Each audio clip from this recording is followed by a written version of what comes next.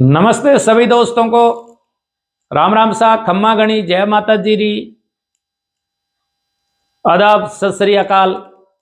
राजस्थान की मानचित्रों के माध्यम से हम ज्योग्राफी के पार्ट को आगे बढ़ा रहे थे, जिसमें तोता मैना की तरह रटाफिकेशन न करा करके, रटना छुड़वा करके ज्योग्राफी का वो पार्ट जिसे हम कंसेप्ट क्लियर मानचित्रों के माध्यम से करते हैं। तुलसी नर का क्या बड़ा, समय बड़ा बलवान, भीले लूटी गोपियां वही अर्जुन वही बाण। तुलसीदास के मुख से कहलाया है कि इस संसार के अंदर समय बड़ा बलवान है और वो समय आपका है और इसे बलवान बनाइए, इस समय को आप काम में लीजिए। तो तुलसी नर का क्या बड़ा, समय बड़ा बलवान, भीले लूटी गोपियां वही अर्जुन वही बाण। यानी जगत परमपिता परमेश्वर भगवान श्री कृष्ण भी समय के आगे नतमस्तक हो गए थे। उन्होंने दुनिया का सबसे बड़ा धनुर्धारी, जिनके तीरों की दुनिया कायल थी चलाने की दृष्टि से और सटीक निशाने की दृष्टि से, वो अर्जुन भी भगवान श्री कृष्ण के कहे अनुसार उन गोपियों की रक्षा नहीं कर पाया। इसलिए ये समय बड़ा बलवान है और भर्तियों का मेला है। संस्कृत में एक कहावत है कि विद्या ददाति विनयम, ये उक्ति है।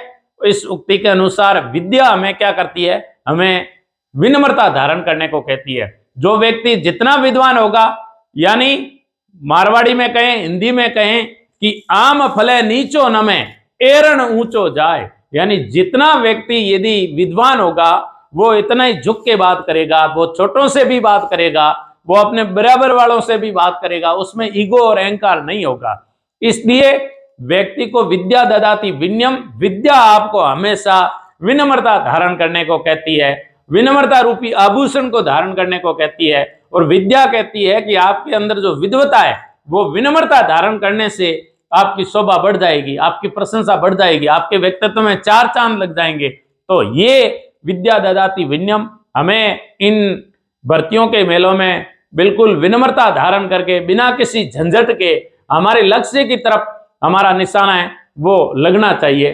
तो आइए हम राजस्थान के भौतिक प्रदेश को आज पढ़ते हैं। भौतिक प्रदेश से पहले हम राजस्थान की उस स्थिति का वर्णन करते हैं जो हमें कंफ्यूज करती है। हमने अक्षांश और देशांतर को पढ़ा था। देशांतर में हमने समय ज्ञात करने की प्रवृत्ति को पढ़ा था कि किस प्रकार समय राजस्थान में सूर्योदय कहाँ होता है सबसे पहले और सूर्यास्त कहाँ होता है, लेकिन उसमें भी कहीं ना कहीं अपन कंफ्यूज थे। 2 मिनट का टॉपिक का राजस्थान में समय देशांतरीय विस्तार को बताते हुए कहते हैं, देखो ये ग्लोब की जीएमटी से ग्रीनविच मीन टाइम से पूर्व की तरफ जाएंगे, यानी पूर्वी गोलार्ध में पूर्व की तरफ जाएंगे 180 डिग्री देशांतर की तरफ, पूर्वी देशांतर की तरफ समय बढ़ता है और पश्चिम की तरफ जाते हैं तो समय घटता है। अब बात आती है राजस्थान में सूर्योदय और सूर्यास्त। राजस्थान में यदि धौलपुर में सर्वप्रथम सूर्योदय होता है, सर्वप्रथम राजस्थान में सूर्योदय धौलपुर में होता है और धौलपुर में होने के बाद सूर्योदय वो पूर्व से पश्चिम की तरफ होता जाता है। यदि 8 बजे राजस्थान में धौलपुर में सूर्योदय हुआ है 78 डिग्री पे, यदि सूर्योदय हुआ है तो 77 डिग्री पूर्वी देशांतर पर 8:04 पर होगा, 76 पे 8:08 पर होगा और 75 पे 8:12 पर होगा और 74 पे 8:16 पर होगा, 73 पे 8:20 पर होगा, 72 पे 8:24 पर होगा, 71 पे 8:28 पर होगा, 70 पे 8:32 पे होगा और फिर 8:37 पे होगा। इस प्रकार जो ये डिग्री ऊपर है और ये डिग्री 70 से कम है, तो इस प्रकार 37 और 35 मिनट का गैप होता है।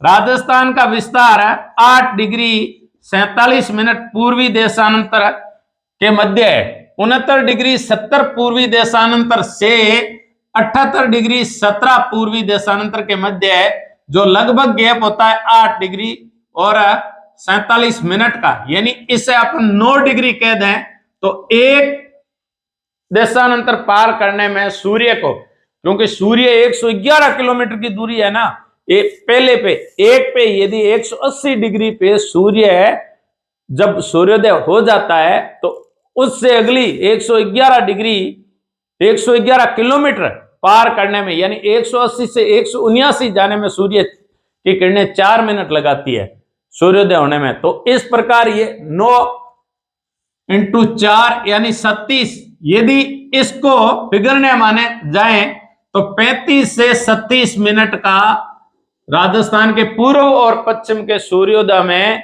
और सूर्यास्त में अंतर रहता है। यानी धौलपुर के सूर्योदय और सूर्यास्त में और जैसलमेर के सुदूर पश्चिम में स्थित है कटरा गांव में सूर्योदय और सूर्यास्त में आधे घंटे का फर्क रहता है, 37 से 35 मिनट का, यानी 35 से 37 मिनट का फर्क रहता है। यदि अपन यहां पहले सूर्योदय का पूछ रखा है कि 8 बजे सूर्योदय धौलपुर में होता है तो जैसलमेर में कितने बजे होता है, तो 8 + 37 करना है, तो 8 + 37 हो जाएगा तो 8:37 पर होगा। यदि 8 बजे का जैसलमेर में बता रखा है और हमें धौलपुर की तरफ जाना है तो 8 से कम होगा, 8 से कम कर देंगे और 37 सीधा घटा देंगे। 8 में से 37 घटाने पर रह जाएगा पीछे 8:24, 8:24 रह जाएगा। 8:24 पर जो है 7:24 पे धौलपुर पे होगा, घटाना पड़ेगा।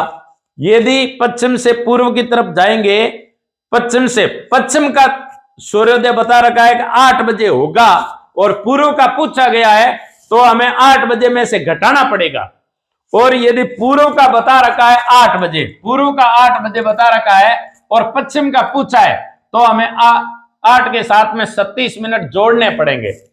और यदि इन अक्षांश के अनुसार बता रखा है, मान लो 8 बजे जैसलमेर में 8 बजे होता है तो ऐसा पूछ ले कि 74 डिग्री पर कितने पे होगा, ऐसा पूछ लिया जाए तो हमें सीधा ही करना है कि इससे अपने को घटाना पड़ेगा, क्योंकि अजमेर में मान लो पूछ लें तो अजमेर में सूर्योदय जैसलमेर से पहले होगा, मतलब 8 बजे से पहले होगा। ये बात तो फिक्स हो गई कि 8 बजे से पहले होगा। अब 8 बजे से कितना पहले होगा, तो जितनी डिग्री देशांतर का अंतर है उनसे 4 से गुणा करना है।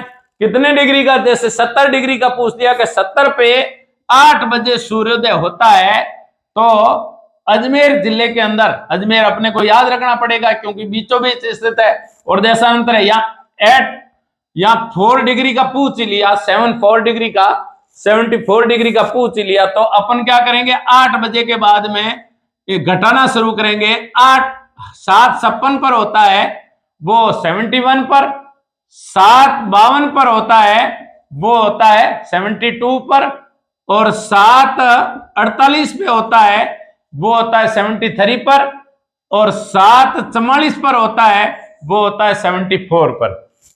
यानी इधर जब कम देशांतर का दे रखा है, पश्चिमी देशांतर का दे रखा है और पूर्वी देशांतर का पूछा है, तो हमें जो दे रखा है उस समय में से 4-4 मिनट घटाते हुए जाना है। और यदि पूर्वी देशांतर का दे रखा है और पश्चिमी देशांतर का ज्ञात करना है तो हमें 4-4 मिनट जोड़ते हुए जाना है, बिल्कुल कंफ्यूज नहीं होना है। इस प्रकार अच्छा, राजस्थान में ये सूर्योदय और सूर्यास्त की स्थिति है, लेकिन समय वो ही होगा जो भारत का IST का है, इंडियन स्टैंडर्ड टाइम जोन का है। 82.5 डिग्री भारत के मध्य से गुजरती है और हमारा इंडियन स्टैंडर्ड टाइम GMT से 5.5 घंटे आगे है और 82.5 डिग्री को तय किया गया। तो आधा घंटा हर डिग्री के 7.5 डिग्री के बाद में समय जोन तय होता है। तो हमारे पूर्व और पश्चिम भारत की बीच की एकदम जो समय रेखा है वो 82.5 डिग्री भारत के एकदम मध्य से गुजरती है, इलाहाबाद के मिर्जापुर के नैनी से गुजरती है। उससे हमारा IST निर्धारित किया गया है, इंडियन स्टैंडर्ड टाइम। यदि कितने बजे होंगे जैसलमेर में, तो वही समय होगा जो हमारे इलाहाबाद में समय है, क्योंकि भारत को एक ही समय जोन में बांटा है। 2 समय जोन की बात हो रही है, लेकिन कोई बांटने का अभी वर्तमान में कोई सरकार का इरादा नहीं है। विश्व के खूब सारे, जैसे रसिया है, उसको 11 टाइम जोन में बांट रखा है, वहां टाइम, घड़ी का टाइम अलग अलग बताएंगे। लेकिन सूर्योदय और सूर्यास्त की बात आ जाए तो हमें धौलपुर से इधर जाते हुए समय को जोड़ना है। जितना बता रखा उसके साथ में हर डिग्री पे, हर देशांतर पे 4-4 मिनट जुड़ती जाएगी। जब पश्चिम का बता रखा है और पूर्व का ज्ञात करना है सूर्योदय या सूर्यास्त, तो हर 4 मिनट घटती जाएगी। 8 दे रखा है तो 8 में से 4 घटेगी, 7:56 हो जाएगी, 7:52 हो जाएगी, 7:48 हो जाएगी, 7:44 हो जाएगी और 7:40 हो जाएगी, 7:37 हो जाएगी, ऐसे घटते हुए जाएगा। लेकिन यदि पूछ लें कि सूर्योदय धौलपुर में 8 बजे होता है, तो बताइए 74 डिग्री पूर्वी देशांतर पर राजस्थान का समय क्या होगा, जबकि इंडियन स्टैंडर्ड टाइम जोन का समय उस समय यदि 7 बजे का है। सूर्योदय कभी भी हो सकता है, लेकिन भारत में समय एक ही रहेगा। यदि इलाहाबाद से 1 घंटा पहले अरुणाचल प्रदेश के अंदर सूर्योदय होता है, लेकिन वो सूर्योदय, उसका टाइम सूर्योदय का इंडियन स्टैंडर्ड टाइम जोन से ही मापा जाता है। तो इस प्रकार जो हमारा समय, इसके बाद में हम आगे बढ़ते हैं और हम जो बात लेते हैं वो है हमारे राजस्थान के भौतिक प्रदेश। राजस्थान के भौतिक प्रदेश, देखो राजस्थान के भौतिक प्रदेश, सर्वप्रथम भौतिक प्रदेशों की उत्पत्ति कैसे होती है, भौतिक प्रदेशों को किस आधार पर बांटा जाता है, कई जलवायु के आधार पर भी बांटा जाता है, कई तापमान का लिया जाता है, कई मृदा की बनावट ली जाती है, कई वनस्पति ली जाती है। अलग अलग विद्वानों ने अपने अलग अलग तरह के अनुसार राजस्थान के भौतिक प्रदेशों को बांटा है। ऐसे ही राजस्थान के जो भौतिक प्रदेश है, उससे पहले हमारे राजस्थान की उत्पत्ति के बारे में बताते हैं कि आखिर राजस्थान की उत्पत्ति किस प्रकार और कैसे हुई। देखो, जर्मनी के रहने वाले एक प्रोफेसर थे जिनका नाम था professor Alfred Wegener. Alfred Wegener एक बहुत ही जानदार और शानदार जो खगोल वैज्ञानिक थे। ये खगोल वैज्ञानिक के अंदर है, उन्होंने खगोल की में पीएचडी की, लेकिन ये रुचि मौसम विज्ञान में रखते थे, रुचि ये जलवायु विज्ञान में रखते थे, और इनके धीरे धीरे रुचि है वो डेवलप हुई। जब जर्मनी ये पीएचडी करने के बाद में जर्मनी से दूर स्थित ग्रीनलैंड वायु परिसंचरण का अध्ययन करने के लिए गए, तो जर्मनी के एक प्रोफेसर थे जिन्हें व्लादिमीर कोपेन के नाम से जाना जाता है। हम जितने जलवायु वर्गीकरण का प्रसिद्ध जलवायु वर्गीकरण पढ़ते हैं, विश्व के जो क्लाइमेट क्लासिफिकेशन करते हैं, विश्व के प्रसिद्ध क्लाइमेट क्लासिफिकेशन जो जाने जाते हैं वो कोपेन वर्गीकरण के जाने जाते हैं। तो व्लादिमीर कोपेन उन्हें मिले और उन्होंने अपने गुरु धारण कर दिया व्लादिमीर कोपेन को। व्लादिमीर कोपेन के साथ रहते हुए इन्होंने खूब सारे अनुसंधान किए। फिर कालांतर में उन्होंने अपने गुरु की बेटी से ही, एल्सा उनकी बेटी का नाम था व्लादिमीर कोपेन की, उन्होंने अपनी गुरु की बेटी से शादी कर ली और हमेशा हमेशा के लिए व्लादिमीर कोपेन के परिवार के होकर के रह गए। और व्लादिमीर कोपेन ने उन्हें खूब पढ़ाया और अनुसंधान के लिए प्रेरित किया। तो इन्होंने जीवाश्म विज्ञान में भी रुचि ली। जब इन्होंने दक्षिणी अमेरिका की यात्रा की और दक्षिणी अमेरिका महाद्वीप के तटों की यात्रा की और अफ्रीका महाद्वीप के तटों की यात्रा की, तो उन तटों पर कुछ चट्टानों में समानताएं थी, उनकी वनस्पति में समानताएं थी। दक्षिणी अमेरिका के पूर्वी तट और अफ्रीका महाद्वीप के पश्चिमी तट के तटों के मध्य चट्टानों में समानता थी, वनस्पति में समानता थी, वहां पाए जाने वाले जीवों में समानता थी। ऐसे ही यूरोप के पश्चिमी तट और उत्तरी अमेरिका के पूर्वी तट चट्टानों में समानता थी। और इन्होंने अफ्रीका महाद्वीप और दक्षिणी अमेरिका महाद्वीप की जो जिग्सा फिट की स्थिति है उसको देख करके इनको बड़ा आश्चर्य हुआ और वह अनुसंधान की तरफ प्रेरित हुए। तब इन्होंने विश्व के अंदर एक बहुत बड़ी थ्योरी दी। उन्होंने कहा कि ये पूरा विश्व जब पृथ्वी थी ना, ये एक सुपर कॉन्टिनेंट था, और उन्होंने उस सुपर कॉन्टिनेंट को नाम दिया कि पूरा जो ग्लोब है, पृथ्वी है, ये सारे महाद्वीप आपस में जुड़े हुए थे, क्योंकि जिग्सा फिट की स्थिति यूरोप के खांचे देख करके अमेरिका के साथ में, ऐसे ही भारत का जो खांचा है वो हमारी फारस की खाड़ी और लाल सागर के अंदर फिट होता है, कच्छ की खाड़ी और खंबात की खाड़ी में। अफ्रीका महाद्वीप है वो दक्षिणी अमेरिका महाद्वीप के अंदर एकदम जिग्सा फिट की स्थिति में होता है। तो वेगनर महोदय ने कहा कि ये एक सुपर कॉन्टिनेंट था, यानी ये फिर सारे के सारे भूखंड आपस में टूट करके ये महासागर और महाद्वीपों में परिवर्तित हुआ है। इसलिए अल्फ्रेड वेगनर ने इस सिद्धांत का नाम दिया महाद्वीपीय विस्थापन सिद्धांत।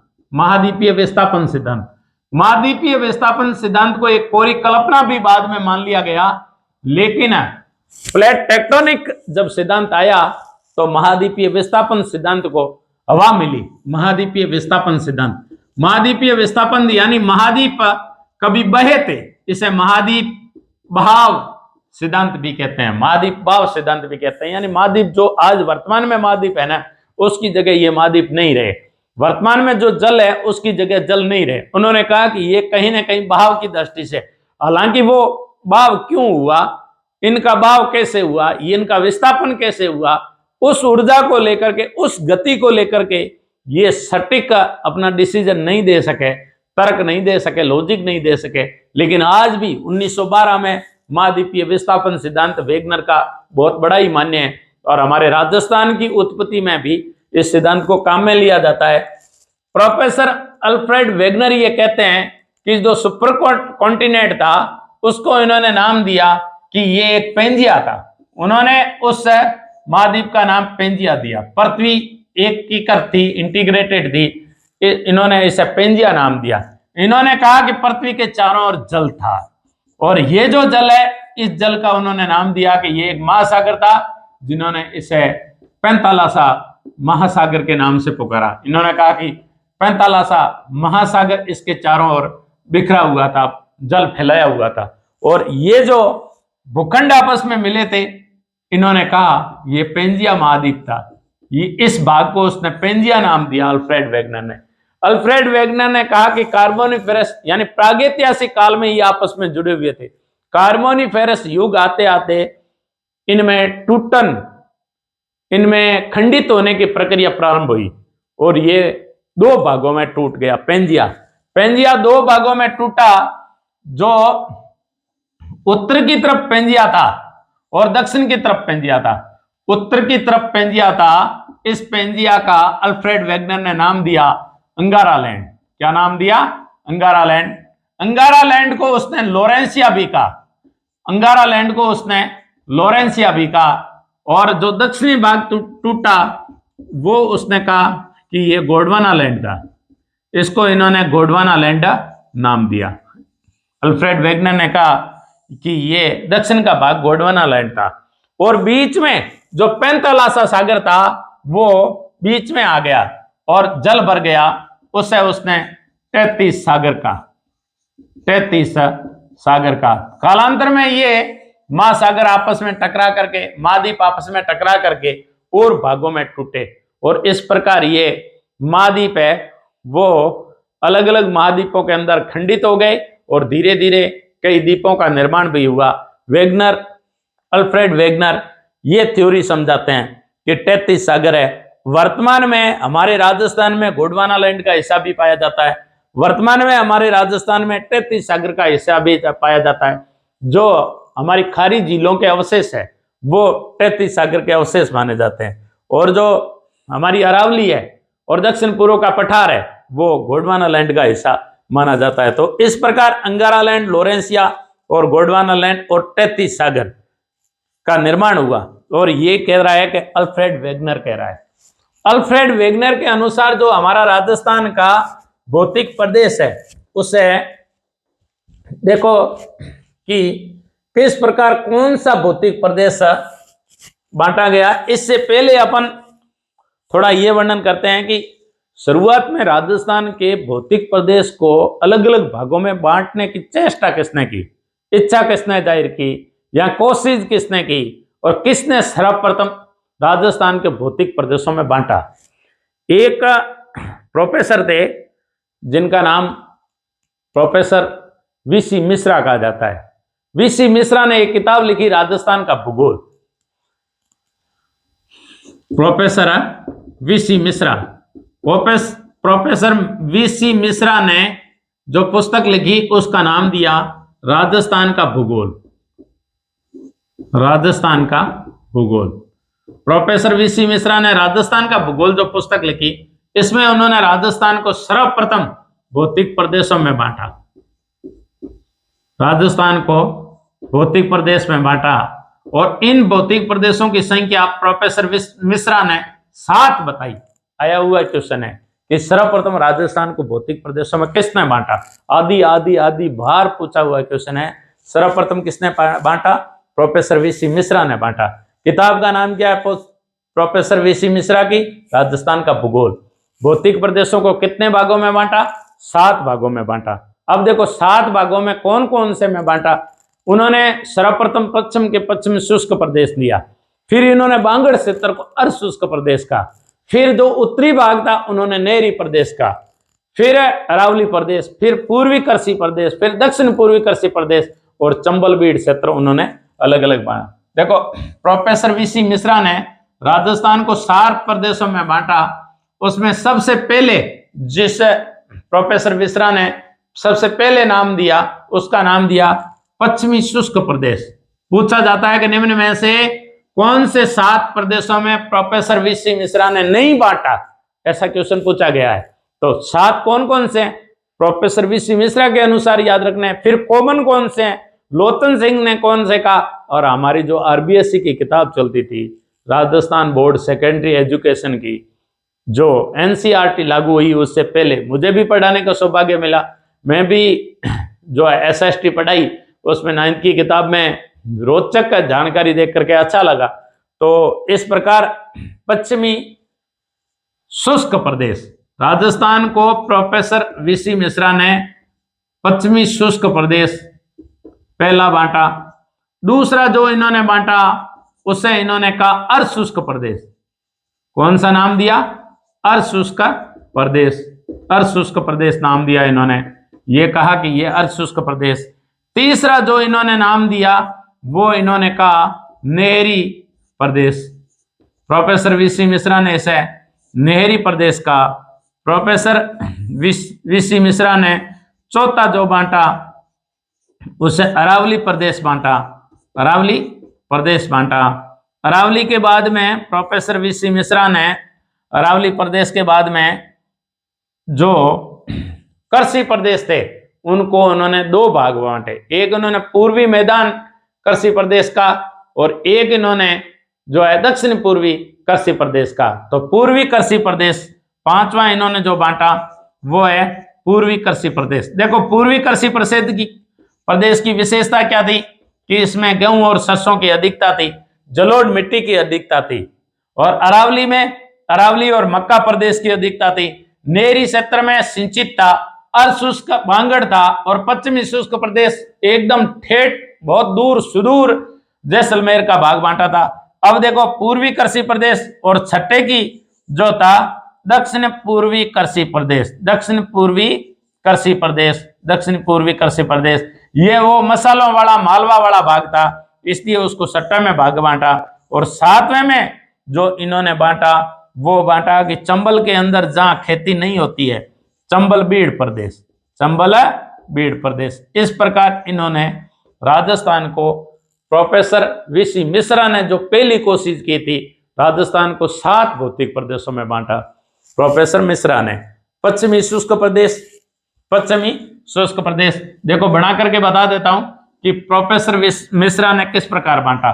ये हमारा राजस्थान, इस राजस्थान को देखो प्रोफेसर वीसी मिश्रा ने कहा कि पश्चिमी शुष्क प्रदेश, इन्होंने इस प्रकार इसको पश्चिमी शुष्क प्रदेश बांटा 1 नंबर पे। फिर इन्होंने कहा कि अर्धशुष्क प्रदेश जो अरावली का एकदम पश्चिमी भाग था, इन्होंने ये भाग, ये अर्धशुष्क प्रदेश, ये इन्होंने 2 भागों में बांटा। ये 2 भागों में बांटा। अब इन्होंने 2 भागों में ये बांटने के बाद इन्होंने कहा कि ये नहरी प्रदेश, ये उत्तर का जो नहरी प्रदेश है, इन्होंने ये तीसरा भाग बताया नहरी प्रदेश।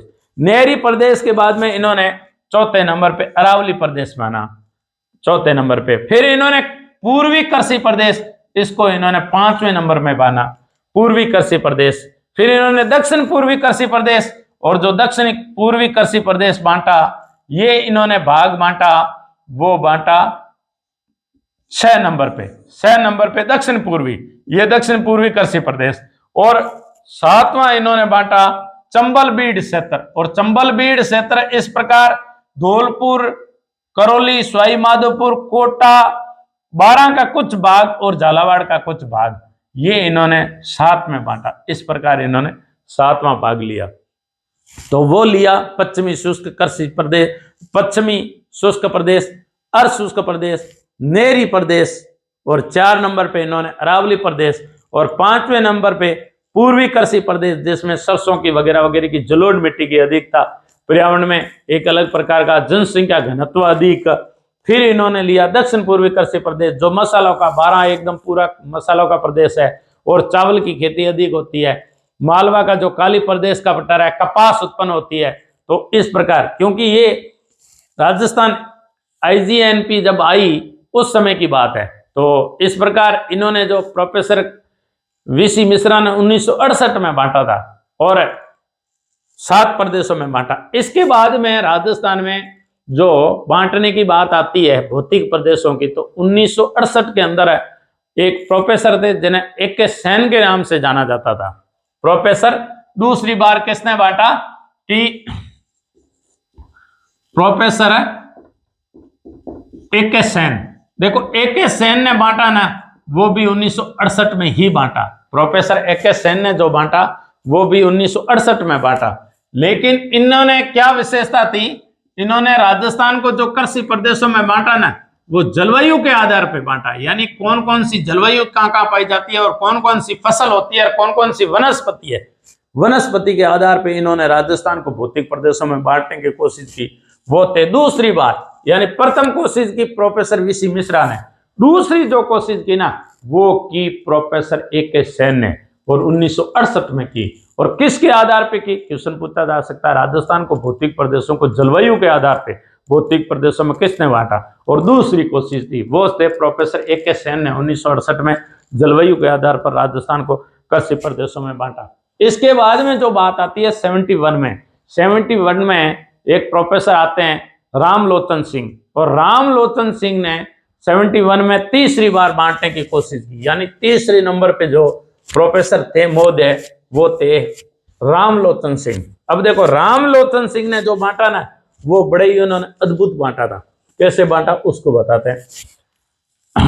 1971 की बात है। 1971 में प्रोफेसर रामलोचन सिंह, प्रोफेसर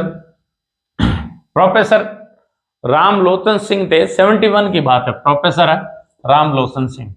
इन्होंने राजस्थान को कृषि प्रदेशों में बांटा। देखो इन्होंने क्या किया, सर्वप्रथम 2 कृषि प्रदेशों में बांटा, सर्वप्रथम 2 कृषि प्रदेशों में बांटा। एक तो इन्होंने सीधा सीधा कह दिया कि मरुस्थलीय कृषि प्रदेश। कौन से प्रदेश? मरुस्थलीय कृषि प्रदेश। फिर दूसरा इन्होंने कह दिया पठारी प्रदेश, यानी राजस्थान का मरुस्थलीय प्रदेश और राजस्थान का पठारी प्रदेश, यानी 2 वृहद भाग कर दिए। राजस्थान को सर्वप्रथम बांटा, वो कितने भागों में बांटा? 2 वृहद भाग में कर दिया। प्रोफेसर रामलोचन सिंह ने 2 वृहद भागों में बांट करके इन्होंने क्या किया, इसके उप भाग कर दिए, वो कर दिए 4। फिर इन्होंने 4 उप भाग किए 4। इन चारों उप भाग के 12 लघु भाग किए, 12 लघु भाग किए। इस प्रकार रामलोचन सिंह ने 2 उप भाग, 2 वृहद भाग, 4 उप भाग और 12 लघु भाग, इस प्रकार राजस्थान को इतने भौतिक प्रदेशों में बांटा। टोटल 2 वृहद, 4 उप भाग और 12 लघु प्रदेशों में बांटा प्रोफेसर लोचन सिंह ने। इस प्रकार राजस्थान को देखो खूब अच्छे तरीके से बांटा गया कि राजस्थान को अलग अलग विद्वानों ने अलग अलग तरीके से बांटने की कोशिश की, लेकिन कक्षा 9 की जो पुस्तक है उसमें राजस्थान के 5 भौतिक प्रदेश मिलते हैं। लेकिन हम इसे समरी रूप में लें, कंक्लूजन रूप में लें, सारांश के रूप में लें हम इसे, और समराइज करें तो राजस्थान को मोटे मोटे तौर पे 4 भौतिक प्रदेशों में बांटा जाता है। आइए उन भौतिक प्रदेशों में कितनी जनसंख्या है, कितना भौतिक भाग है, उनका वर्णन करते हैं। ठीक है, पहला लेते हैं। देखो यहां लिखेंगे हम क्रम संख्या, यहां लिखेंगे क्रम संख्या। क्रम संख्या के बाद में यहां हम लिखेंगे भौतिक प्रदेश का नाम, भौतिक का प्रदेश का नाम, रटना नहीं है, अभी बताते हैं। भौतिक प्रदेश का नाम, भौतिक प्रदेश का नाम, भौतिक प्रदेश का नाम लिखने के बाद हम ये बताएंगे कि अगले में क्षेत्रफल कितना है, टोटल राजस्थान के क्षेत्रफल का वो कितना क्षेत्रफल है, क्षेत्रफल कितना है राजस्थान के क्षेत्रफल का, क्षेत्रफल प्रतिशत कितना रखता है। फिर राजस्थान के क्षेत्रफल के बाद में राजस्थान की कुल जनसंख्या का ये भौतिक प्रदेश कितने भाग रखता है। आगे हम जो हमारा टॉपिक होगा वो होगा जनसंख्या, यानी भौतिक क्षेत्रफल के बाद में जो वो भौतिक प्रदेश कितनी जनसंख्या रखता है, कितनी जनसंख्या रखता है। फिर है भौतिक प्रदेश की ऊंचाई, यानी कितने नंबर पर ऊंचा है, भौतिक प्रदेश की ऊंचाई, ऊंचाई। और फिर भौतिक प्रदेश की ऊंचाई के बाद अपन उसे कह सकते हैं कि कौन सा, मतलब वो कौन से भाग है, पेंजिया का कौन सा भाग है, भाग। और क्षेत्रफल इस प्रकार। देखो पहला 1 नंबर पे लेते हैं पश्चिम का मरुस्थलीय प्रदेश, तो ये 1 नंबर पे आ गया। हम यहां लिख सकते हैं महान मरुस्थल या मरुस्थलीय प्रदेश, मरुस्थलीय प्रदेश, ये मरुस्थलीय प्रदेश हो गया। ये मरुस्थलीय प्रदेश राजस्थान का जो कुल क्षेत्रफल है 3,42,239, 3,42,239 का ये जो मरुस्थलीय प्रदेश है वो कुल राजस्थान के क्षेत्रफल का जो भाग है वो 61.11% है, 61.11% है। राजस्थान के कुल क्षेत्रफल का 61.11% है। अब देखो कुल भौगोलिक क्षेत्रफल का 61.11% है, लेकिन यहां जो जनसंख्या, टोटल जनसंख्या जो निवास करती है उस क्षेत्र के अंदर 61.11 और 40% जनसंख्या निवास करती है। राजस्थान की कितनी जनसंख्या, 40% जनसंख्या मरुस्थलीय प्रदेश में निवास करती है। और मरुस्थलीय प्रदेश राजस्थान के कुल क्षेत्रफल का कितना है, 61.11% है, 61.11% है। अब देखो भौतिक प्रदेश में राजस्थान में जब बात आ जाए तो मरुस्थलीय प्रदेश की सबसे ऊंचा होगा भौतिक प्रदेश में अरावली, अरावली के बाद में दूसरा सबसे ऊंचा है वो है दक्षिण पूर्व का पठार, तीसरा जो सबसे ऊंचा है वो है हमारा पूर्व का मैदान, और चौथा जो सबसे निम्नतम में आता है वो है मरुस्थलीय प्रदेश। तो भौतिक प्रदेश की ऊंचाई में इसका स्थान आता है चौथा स्थान आता है, इसका स्थान लगभग चौथा स्थान आता है।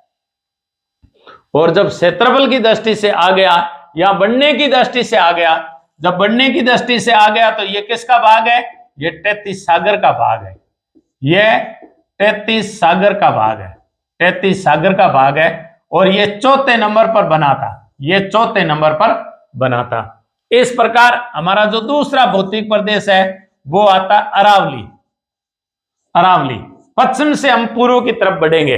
राजस्थान का ये मैप, ऐसे मैप, और इस मैप में हम जो बनावट की दृष्टि से पहले पश्चिम, मध्य, फिर दक्षिण पूर्व और पूर्व की तरफ, इस प्रकार हम पश्चिम से पूर्व की तरफ इसको बांटते हुए चलते हैं। अब देखो अरावली प्रदेश, अरावली प्रदेश राजस्थान के कुल भौगोलिक क्षेत्र का 3,42,239 है। वो अरावली प्रदेश कुल भौगोलिक क्षेत्र का 9% है। कितना है, कुल भौगोलिक क्षेत्र का 9% है। जनसंख्या निवास करती है 10%। और भौतिक प्रदेश की ऊंचाई में ये प्रथम स्थान पर है, ऊंचाई में ये सबसे ऊंचा भाग है। सबसे ऊंचा कौन सा है, अरावली प्रदेश है, सबसे ऊंचा है। और ये कौन से पेंजिया का कौन सा भाग है, ये गोंडवाना लैंड का भाग है, ये पेंजिया के गोंडवाना लैंड का भाग है, ये पेंजिया के गोंडवाना लैंड का भाग है और ये सर्वप्रथम बना था, इसलिए 1 नंबर पे इसके बनने की प्रक्रिया 1 नंबर पे होती है। अब देखो तीसरा, अरावली प्रदेश के बाद में पूर्व का मैदान आता है, पूर्वी मैदान आता है, और पूर्वी मैदान कुल भौगोलिक क्षेत्र का जो पूर्वी मैदान है वो सबसे ज्यादा उपजाऊ है, जनसंख्या ज्यादा रहेगी, लेकिन कितना है वो 23%। कुल पूर्वी मैदान राजस्थान के कुल भौगोलिक क्षेत्रफल का 23% है और जनसंख्या रहती है 39%। और भौतिक प्रदेश बनने में सबसे पहले बना था अरावली प्रदेश, फिर बना दक्षिण पूर्व का पठार और तीसरे स्थान पे बना पूर्व का मैदान। बनने में ये तीसरा बना और ऊंचाई में ये तीसरे स्थान पर है। और ये पूर्व का मैदान किसका भाग है? 33 सागर का भाग है। किसका भाग है? 33 सागर का भाग है। यह 33 सागर का भाग कहलाता है। अब देखिए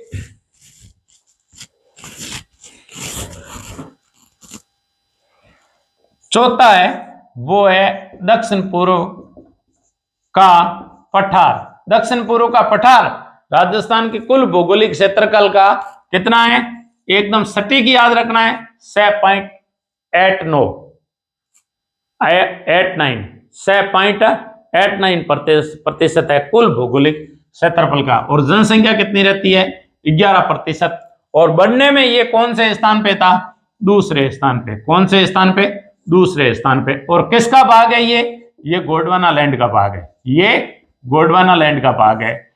और ये कौन से नंबर ऊंचा है? ये दूसरे नंबर पे ऊंचा है। इस प्रकार ये राजस्थान के भौतिक प्रदेश है। देखो इस राजस्थान के भौतिक प्रदेश को एक एक चीज को लेते हैं और किस प्रकार लेते हैं। देखो राजस्थान को 4 जो भौतिक प्रदेशों में बांटा है उनकी हम अलग अलग स्थिति को अलग अलग दृष्टि से देखो। सबसे पहले हम राजस्थान के जो भौगोलिक प्रदेश है उसमें क्षेत्रफल, यानी ये आपको राजस्थान बना करके बताते हैं। ये राजस्थान है और ये हमारा मरुस्थल है, यहां ये अरावली है और ये दक्षिण पूर्व का पठार है। अब देखो यहां लिख देता हूं,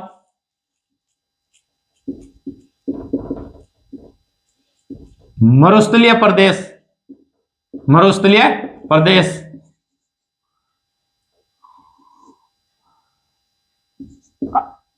यहां लिखते हैं अरावली प्रदेश। ये बीच का है अरावली प्रदेश। अरावली प्रदेश ये है जो पूर्व का मैदान, पूर्वी मैदान, पूर्वी मैदान। और ये जो है वो है दक्षिण पूर्व का पठार। दक्षिण पूर्व का पठार। देखो जब क्षेत्रफल की दृष्टि से सबसे बड़ा आएगा तब कौन सा आएगा? मरुस्थलीय प्रदेश। क्षेत्रफल की दृष्टि से सबसे बड़ा आएगा तब आएगा मरुस्थलीय प्रदेश। मरुस्थलीय प्रदेश सबसे बड़ा है। और फिर कौन सा आएगा? मरुस्थलीय प्रदेश के बाद में क्षेत्रफल की दृष्टि से कौन सा बड़ा है? पूर्व का मैदान बड़ा है। क्षेत्रफल की दृष्टि से सबसे बड़ा है मरुस्थलीय भाग। दूसरा है वो पूर्व का मैदान बड़ा है। कौन सा भाग बड़ा है? पूर्व का मैदान बड़ा है। और पूर्व के मैदान के बाद में तीसरे नंबर पे अरावली है और चौथे नंबर पे दक्षिण पूर्व का पठार है। क्षेत्रफल की दृष्टि से राजस्थान के भौतिक प्रदेशों में सबसे बड़ा मरुस्थलीय प्रदेश, दूसरा बड़ा पूर्व का मैदान, तीसरा बड़ा अरावली प्रदेश और चौथा बड़ा दक्षिण पूर्व का पठार। यदि ऐसे सीधे कहा दिया जाए तो 61.11% यह है। और 2 नंबर पे है जो हमारा दक्षिण पूर्व का मैदान जिसे पूर्वी मैदान कहते हैं, ये 23% है।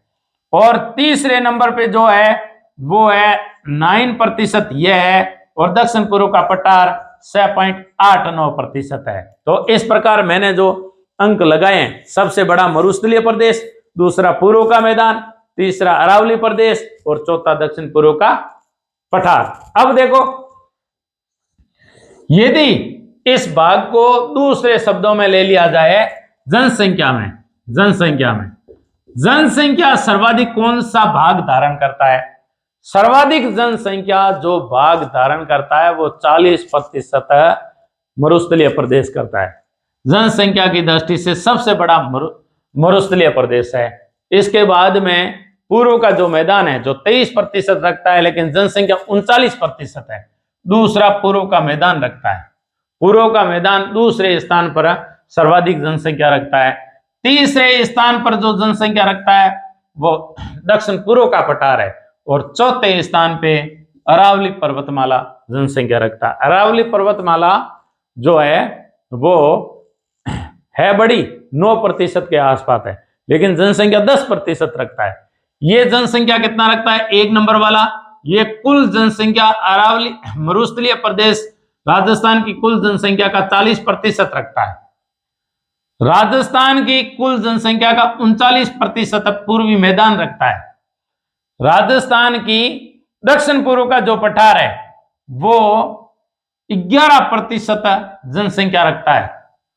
11% जनसंख्या 6.89 होने के बावजूद 11% रखता है, और ये जो जनसंख्या रखता है वो लगभग 10% रखता है।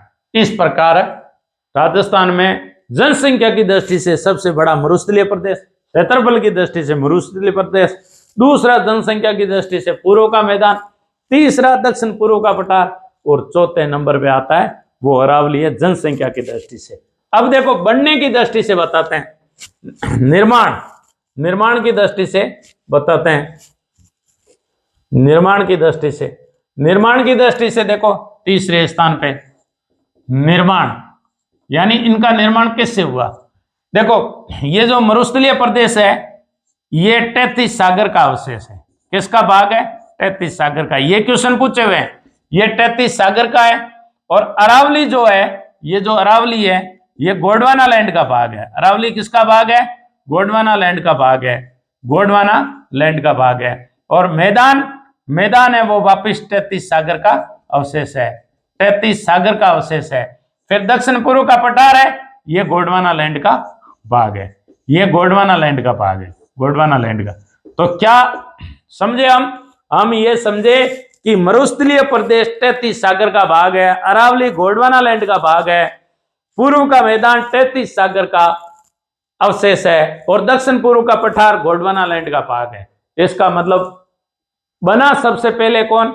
बना सबसे पहले अरावली। दूसरे स्थान पे कौन बना? दक्षिण पूर्व का पठार। तीसरे स्थान पे कौन बना? वो बना पूर्व का मैदान। और चौथे स्थान पे कौन बना? वो बना हमारा मरुस्थल। बनने की दृष्टि से, क्योंकि मरुस्थल 33 सागर का अवशेष है, अरावली गोंडवाना लैंड का भाग है, और पूर्व का मैदान जो है वो 33 सागर का अवशेष है, और दक्षिण पूर्व का पठार गोंडवाना लैंड का भाग है। गोंडवाना लैंड पेंजिया के टूटने से गोंडवाना लैंड और अंगारा लैंड बने, और बीच में 33 सागर का अवशेष आया। तो गोंडवाना लैंड पृथ्वी का सबसे पुराना भाग कहा जाता है, और गोंडवाना लैंड का हमारा भाग है वो है अरावली पर्वतमाला और दक्षिण पूर्व का पठार। तो गोंडवाना लैंड में सबसे पहले बना अरावली, हमारे राजस्थान में। ये प्री कैम्ब्रियन काल की है, 65 करोड़ वर्ष पूर्व की है। विश्व की सबसे प्राचीन पर्वतमालाओं में से एक है अरावली। अरावली उत्तरी अमेरिका के अपलेशियन पर्वतमाला के एक ही काल में बनी, इसलिए अपलेशियन पर्वतमाला को अरावली पर्वतमाला की बहन कहा जाता है। तो सबसे पहले बना अरावली, दूसरे पे बना दक्षिण पूर्व का पठार, तीसरे पे बना हमारा पूर्व का मैदान, और चौथे पे बना अरावली मरुस्थलीय प्रदेश। इस प्रकार ये इनका निर्माण हुआ। ये 2 33 सागर का अवशेष है, 2 गोंडवाना लैंड का अवशेष है। अरावली सबसे पहले बन के गोंडवाना लैंड का भाग बनी। दूसरे स्थान पे दक्षिण पूर्व का पठार जो मालवा का पठार है, काली मिट्टी का क्षेत्र है, वो गोंडवाना लैंड भाग बना। तीसरे स्थान पे 33 सागर का अवशेष है, वो पूर्वी मैदान बना। और चौथे स्थान पे मरुस्थलीय प्रदेश बना। और मरुस्थलीय प्रदेश शुद्ध रूप से मानवीय प्रक्रियाओं का अवनति का कारण है। मानवीय हलचल के कारण मानव ने इसका अतिदोहन किया, इसलिए वो मरुस्थल में परिवर्तित हो गया। इससे यही सिद्ध होता है कि मैदान के बाद में मरुस्थल बना है, अरावली के बाद में गोंडवाना लैंड बना है, गोंडवाना लैंड के बाद में दक्षिण पूर्व के पठार के बाद में मैदान बना, और फिर मरुस्थल बना है।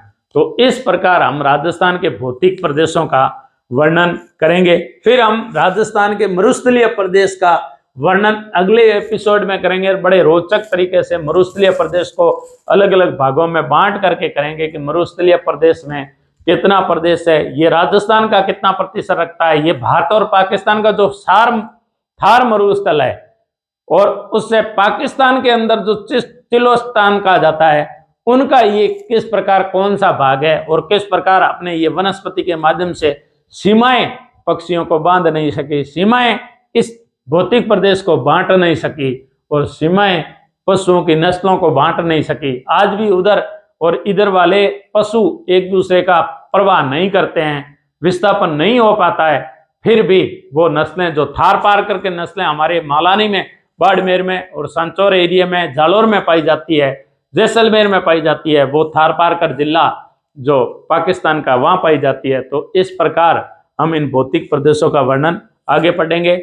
हमारे इस एपिसोड के अंदर आपको नीचे डिस्क्रिप्शन के अंदर आपको क्वेश्चन आंसर भी सोल्व करने को मिलेंगे। तो इस प्रकार शेयर, सब्सक्राइब और लाइक कीजिए, सेव कीजिए। आपको क्लास अच्छी लगी है तो जय हिंद, जय भारत।